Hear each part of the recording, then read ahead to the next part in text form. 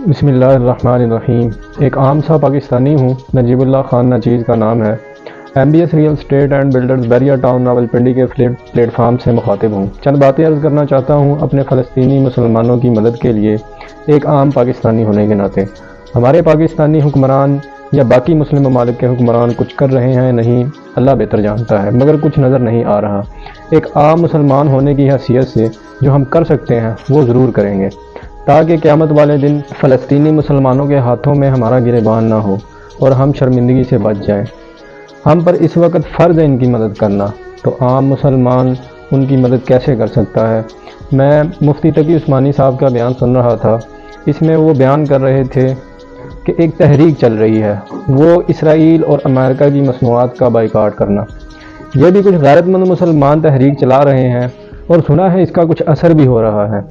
اس میں ایک بات مفتی تقی عثمانی صاحب سے پوچھی جا رہی تھی کہ یہاں پر جو فرنچائزز ہیں جیسا کہ میکڈونلڈز یا KFC، اس قسم کی جو کمپنیاں ہیں جن میں غذائیں اور ضرورت زندگی کی چیزیں بکتی ہیں، اس کے جو مالک ہیں وہ مسلمان ہیں، پاکستانی ہیں۔ البتہ انہوں نے فرنچائز کا معاہدہ کر رکھا ہے، لہٰذا 5% یا 10% آمدنی کا حصہ وہ ان کمپنیوں کو جاتا ہے۔ تو اگر ان کا بائیکاٹ کیا جائے تو خود ان مسلمانوں کو نقصان پہنچے گا جو کہ فرنچائز لیے بیٹھے ہیں۔ تو اس بات کا مفتی تقی عثمانی صاحب نے جواب دیا کہ مسئلہ فتوے کا نہیں ہے، یہ غیرت ایمانی کا مسئلہ ہے۔ کسی غیرت مند مسلمان کو یہ گوارا نہیں ہونا چاہیے کہ جو اس کی آمدنی کا 1 پیسہ بھی کسی ایسے شخص کو پہنچے جو اسرائیل کو مدد دے رہا ہے۔ یہ انسان کی ایمانی غیرت کا تقاضا ہے۔ یہ کہنا بھی کہ 5% جاتا ہے، 95% تو ہم کھاتے ہیں۔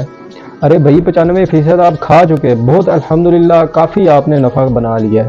اب یہ تو کر سکتے ہو نا کہ اس فرنچائز کو ختم کر کے اپنا کاروبار شروع کرو گے تو ذرا تھوڑا سا پتہ تو چلے گا ان کو، یہ خود دنیا بھر میں اپنی مصنوعات چلا رہے ہیں، دنیا بھر میں ہمارا سکہ چل رہا ہے، اس کا کچھ تو اثر پڑے گا۔ یہ کہنا کہ 5% جا رہا ہے، ان کو 5% کا کیا اثر پڑے گا؟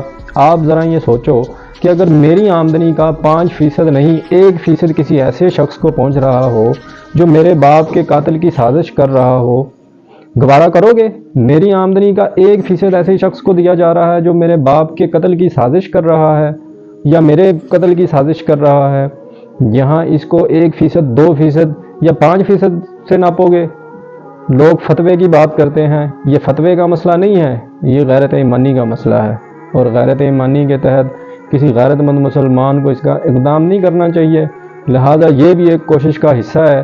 اس وقت یوں سمجھو ایک لحاظ سے پوری امت مسلمہ حالت جنگ میں ہے، کیونکہ یہ حملہ فلسطینیوں پر نہیں ہو رہا، مالکار اس کا اثر پورے عالمی اسلام پر پڑنے والا ہے، لہٰذا حالت جنگ میں ہے۔ جب اس حالت جنگ میں ہے، جو لوگ عالم اسلام کے خلاف سازش کر رہے ہیں، ان کو کسی طرح کا بھی نفع پہنچانا، چاہے وہ 1 پیسے کا ہو، یہ ایک مسلمان کی غیرت کو گوارا نہیں کرنا چاہیے۔ لہٰذا ہم اس بات کی حمایت کرتے ہیں کہ ایسی چیزوں کا بائیکاٹ کیا جائے جس کا فائدہ ان طاقتوں کو پہنچ رہا ہے۔